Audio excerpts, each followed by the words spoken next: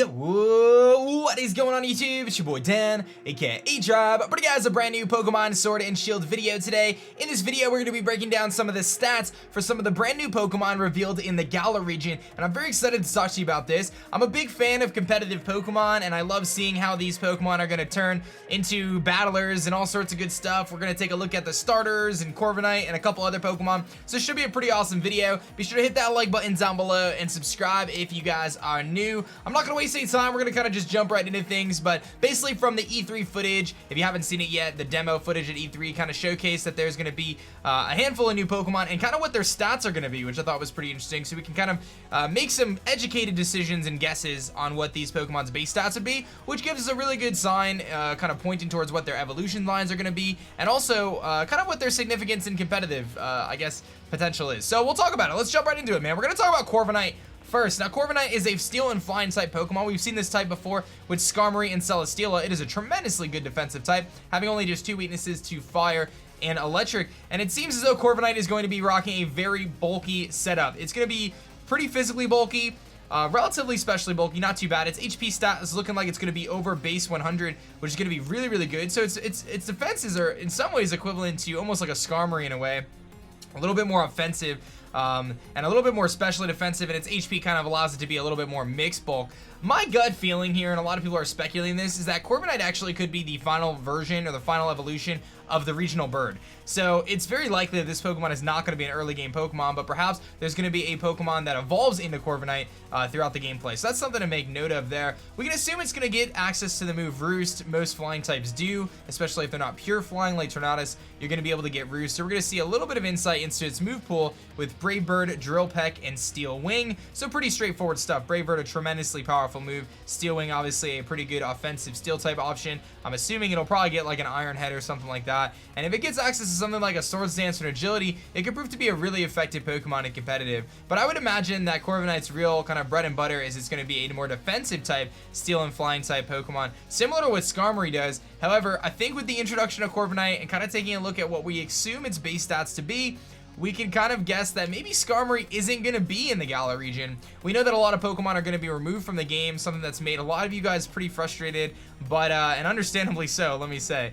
But I think that that might be a sign that both Celesteela and Skarmory may get cut here to give Corviknight an opportunity to shine. So let me know your thoughts on that, man. I know Skarmory is a big fave of mine, and it'll be kind of disappointed to see it go, but either way, I think Corviknight's going to take the place there and is going to be the bulky steel flying type Pokemon that we see in the Galar region moving forward. And again, I do think that it's probably going to be the early game bird that evolves, although we could be wrong there. Who knows? I mean, the past trailers have shown us things like Go-Go early on, and then we didn't even know about Skidoo. So you never really know what's going to happen and what they're thinking about, but definitely pretty interesting. I don't think I told you guys, but make sure you guys hit that like button and subscribe if you guys are new. I post Pokemon pretty much every single day. Let's talk about the next one here. We're going to talk about Sobble. Sobble is the water type starter, of course. As of now, we only know it to be pure water, and its move pool didn't really give us any indication of anything otherwise. There's been some leaks that are going to point towards the fact that, and this is spoilers obviously, that it's supposed to be a chameleon spy theme.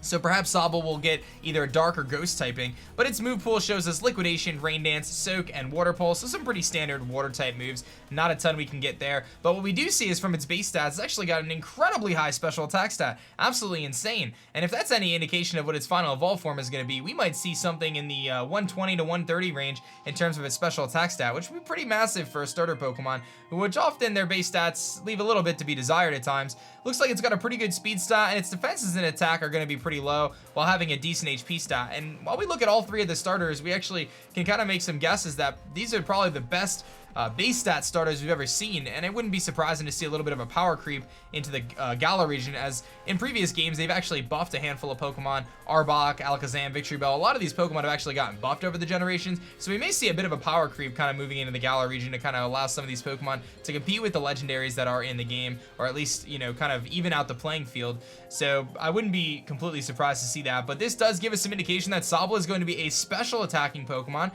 which is pretty interesting. I guess I didn't expect anything otherwise. You can kind of guess that Sobble would be special attacking, just being the water starter, but you never know. You always have things like for Alligator, which are more physically attacking. But now that we've seen its base stats, I think it's pretty safe to assume that it's going to be a special attacker and have at least relatively good speed. hopefully not gonna pull an Incineroar on us.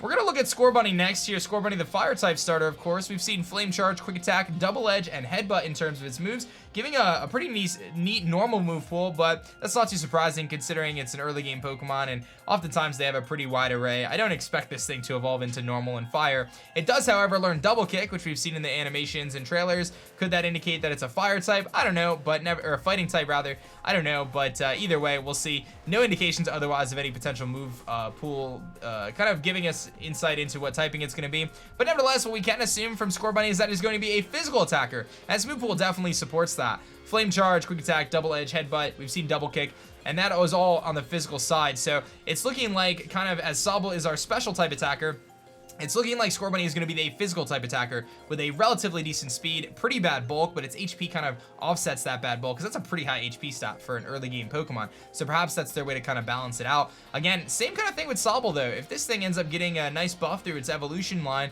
to its physical attack stat, this thing could actually be really powerful, especially as a pure fire type. If you can get that speed over like 105 and give it like a 125 to 135 attack stat, that can make it viable on its own as just an offensive fire type Pokemon, especially if it gains access to moves like U-turn and stuff. That could be really, really good. I think we can assume it's going to get something like Flare Blitz and stuff too, and Flame Charge may give us a little hint with Quick Attack that it is going to be pretty fast. My guess is that Scorbunny is the fastest of the 3 starters when all is said and done and evolved.